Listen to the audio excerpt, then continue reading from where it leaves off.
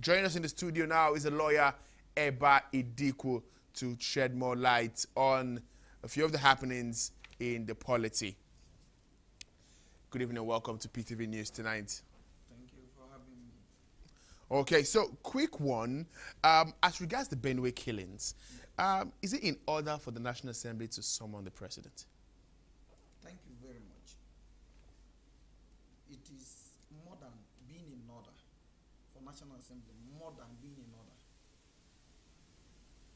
for National Assembly to summon the president to give account of his steps taken in respect of the time.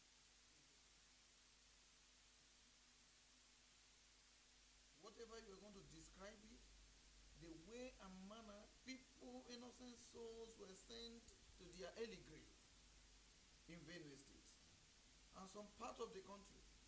The president was not summoned by the National Assembly simply because of Benue State only. Other affected states were part of the reasons the National Assembly summoned the president to show cause and show to the world why nothing has been done to stop these killings of innocent citizens that are the citizens of the nation he's supposed to govern. So, by the Constitution, they are in order to summon Mr. President. You see, we have a very big problem in this country. The Constitution that brought you into power is not being respected because the Constitution itself has been politicized. The politicians, some minuscule element in Nigeria politics have politicized the Nigeria Constitution. Here in the course of this discussion, I will be referring to it as the 99 Constitution, as it is in force. Now, the provisions of the Constitution is very clear.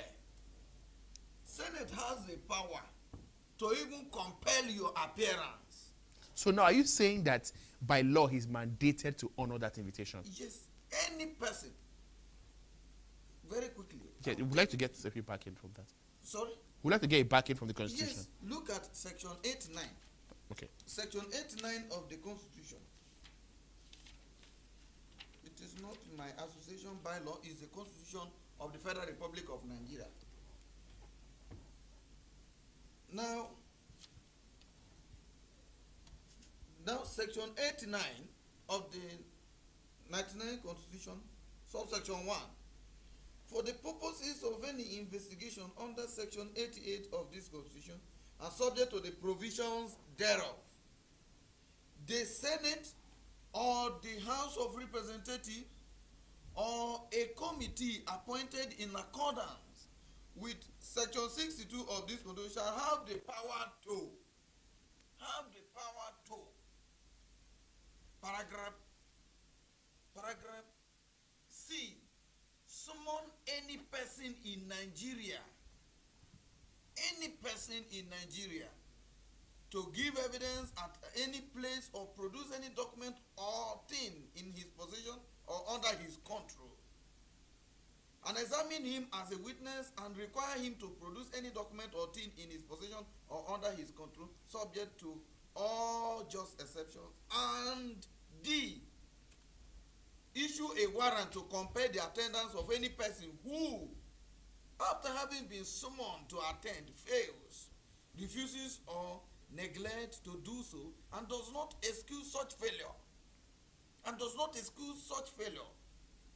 refusal or neglect to the satisfaction of the House or the committee in question, and order him to pay all costs which may have been occasioned in compelling his attendance, or by reason of his failure, refusal or neglect to obey the summons, and also to impose such fine as may be prescribed for any such failure, refusal or neglect, and any fine so imposed shall be recoverable in the same manner as a fine imposed by a court of law.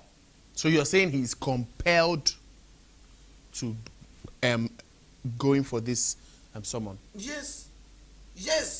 If he has respect for the rule of law, when the Senate compel him, if the Senate invited him. Invited him. It depends on the use of language. They invited him.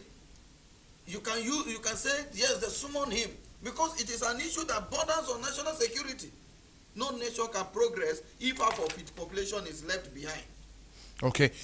Away from the summon now from the National Assembly, looking at the accusations and that has been coming out from the National Assembly to the President, is it an impeachable offense? The withdrawal without approval of $496 million, is it an impeachable offense? You see, unless the President will accept that he has been seeing himself as a deputy God, but I'm sure he may not accept seeing himself as a deputy God. He's seeing himself as a God in chief. No. He has committed a grave act of misconduct that called for his impeachment. It is equally in the Constitution. It is in the Constitution of the Federal Republic of Nigeria. Without recourse to the National Assembly, you withdraw the money as if it is your pocket money. Spent it. You said you purchased some equipment. What are they using them for? When the killings is ongoing day and night? Why would it not be? Now let us go back to the Constitution section 143. No, but before you check the Constitution, Yes, are yes. you some issues were raised, particularly by some APC senators. If you read in the report, we said that some APC senators tried to halt that move by the main opposition party to call for his impeachment, owing to the fact that some past presidents have told this line before and nothing happened. Is that a justification? Honestly, it is a height of irresponsible for a legislator to come and say, because the past leader committed sin, the present leader is committing the same sin, he cannot be punished when eyes have been opened to see the value of the constitutional provision.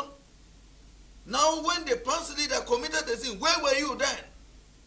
No, you are now saying because your son stole a goat. Somebody stole a goat yesterday, and your son is stealing a goat now. Knowing very well that stealing is a criminal offense that calls for prosecution, they will not prosecute your son because your son somebody stole yesterday, and probably because you kept your mouth shut. It is the baby that cries that attracts the attention of the mother. Now the offense has just been committed by the president without justification, without recourse to a legitimate arm of government, which is the legislature, for approval. It is an impeachable offense, and he should be impeached. And before I leave this particular portion of this discussion, you must remove the threat attached to the constitutional performance of the National Assembly. Using the word threat, National Assembly did not threat the president with impeachment. Okay. They are saying we have to impeach him. Okay. A threat is a criminal allegation. It must be removed. Yes. Now you're saying that this act is an impeachable offense. Yes, it is an impeachable offense because it is a constitutional breach. But the president wrote a letter informing them. They wrote a letter? Yes. Yes, your application does not amount to automatic approval. Yes, you made an application for something. You have made your application for something, and the approval has not been obtained. You carried out that action. That is, you have usurped the power of the body authorized to approve that your application. That is, you have preempted. You have preempted that body. There was no approval. Until this minute, there is no approval. What if Mr. President had backdated that letter? Backdated the letter? Yes. That is, he's still enlarging his corrupt practices. It is a height of corruption. It is a constitutional corruption. It is an economical corruption. And it is also a moral corruption because there can be law, there can be society without law, moral, and religion. I'd like you to shed more light on that part of the constitution that says that he has to get approval. Yes, Did it say he has to get approval or he has to notify the National Assembly? No, There are two different things here. Yes, you see, if the constitution will not provide for approval of the National Assembly, the constitution will not also provide for notification. What are they notifying them? Now let's go to the provision of the constitution. The constitution is here. This is the constitution of the Federal Republic of Nigeria. And the president of the federation is not seeing the constitution as anything. He has assassinated this constitution long ago. But so long some of us are alive, we will continue to defend this constitution. Now, if you look at section 82 and 81, 82, 83, subsection 1 and 2 of the 83. Let me take you from section 82 first, so that it will be clear to you. If the appropriation bill in respect of any financial year has been passed into law by the beginning of the financial year, the president may, okay, now if I take you from this section 82, okay, now section 81 first, sorry, section 81 subsection 1 first of the 99 Constitution. The president shall cause to be prepared and laid before each house of the National Assembly at any time in each financial year estimate of the revenues and expenditure of the federation for the next following year. Now you now come from there to section 83 subsection 1 that says the National Assembly may by law make provisions for the estimate of a contingency fund for the federation and for authorizing the president, if satisfied, for authorizing the president, if satisfied that there has arisen an urgent and unforeseen need for expenditure. Now, the Constitution says urgent and unforeseen need. Don't forget that we also got reports that the U.S. government has confirmed that these fighter jets truly will be sold. Isn't that some sort of defense for the president? What we are saying is this. If you apply to my office now for employment, I have not approved your application. I've not granted you an employment. I'm seeing you in my office. The first thing I will do is to sack you, because you have employed yourself automatically. What the Constitution said is this: you must take the first provision before come to second. What the provision say, what the Constitution says is the National Assembly may by law make provision for the establishment of the contingency fund for the federation and for authorizing the president, if satisfied that, even if it's an emergency, the National Assembly has to be satisfied. Must be satisfied. So this actually plays out whether it is in the interest of the people. The National Assembly has to be satisfied. Is that what you're trying to say? Yes. The National Assembly must be given the opportunity, the constitutional right it has, to examine your proposal and deem it necessary. Deem it necessary for approval. Look at it, and if it is something that will serve the interests of the nation, they approve. But if it is something they feel there is a kind of, there is an element of mendacity in your proposal to them.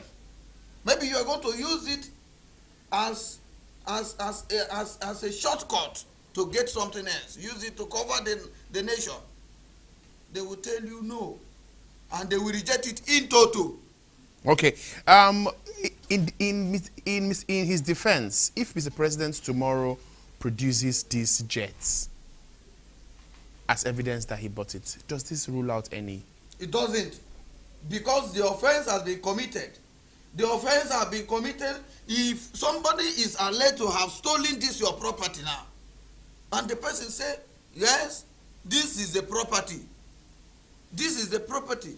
The offense has been committed. What we are saying is that there are certain steps you may take at times. You think you are doing the right thing, but if you approach them in wrong direction, the world will not even appreciate what you are doing because it is a constitutional breach.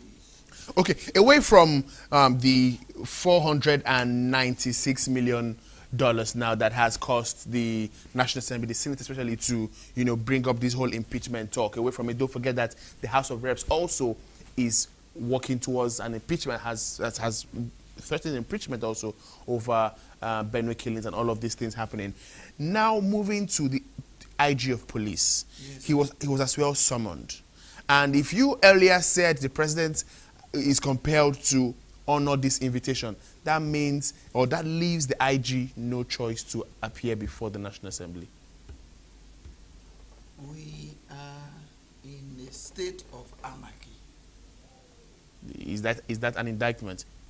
We are in a state of anarchy because if a security chief cannot respect the rule of law, then we are in trouble.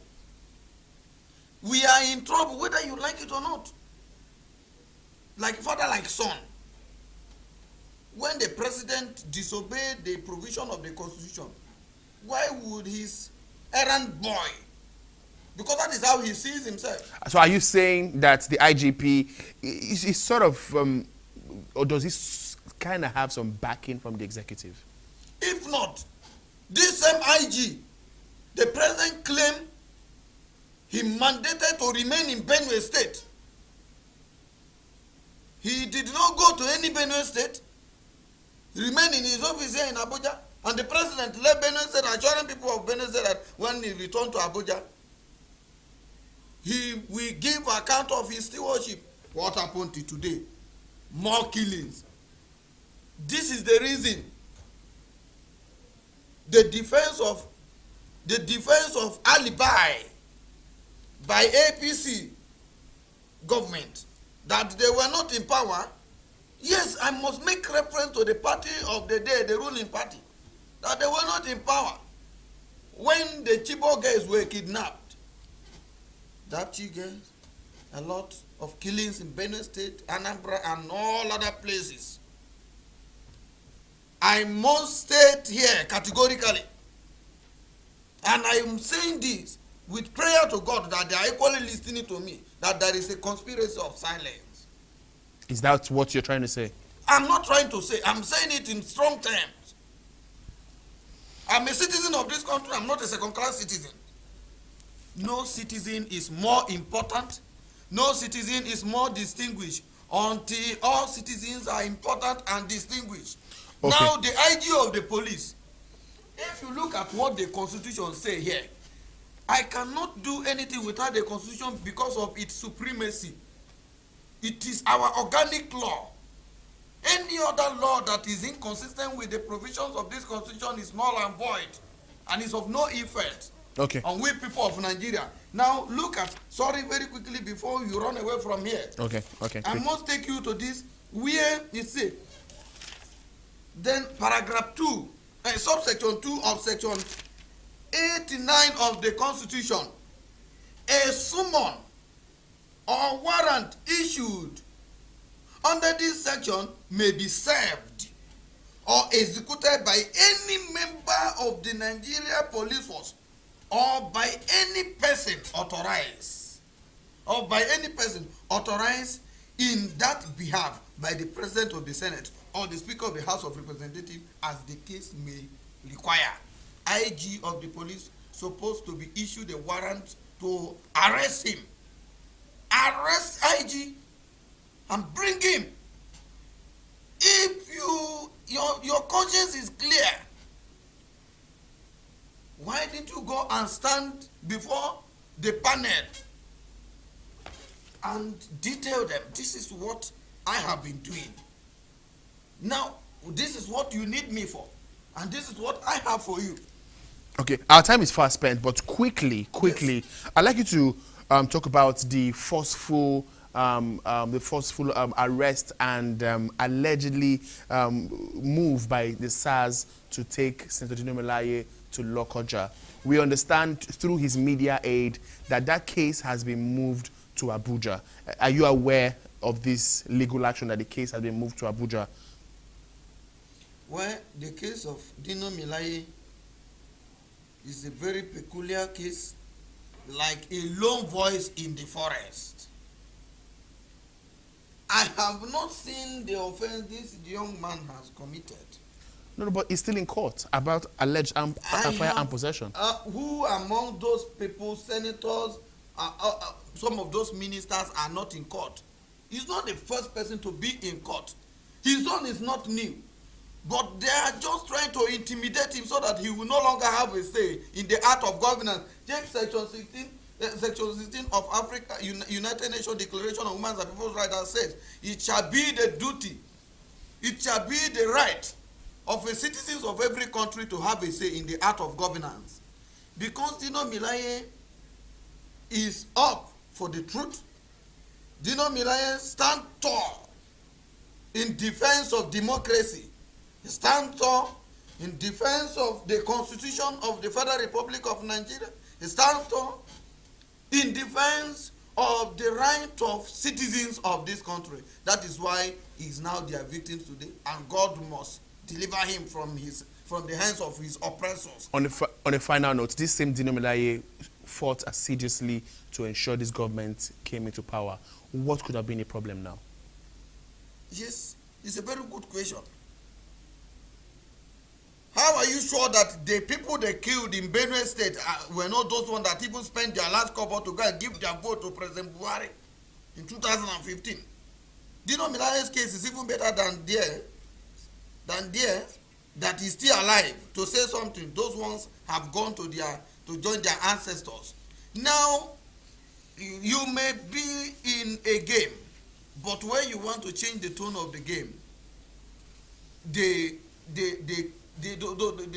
meanings called elements that sees themselves as key players will want to corrupt the system. When you disagree with them, the context is always the case. That is what Dino Melaye is facing. His case is not that. Thank you. Thank you very much, lawyer.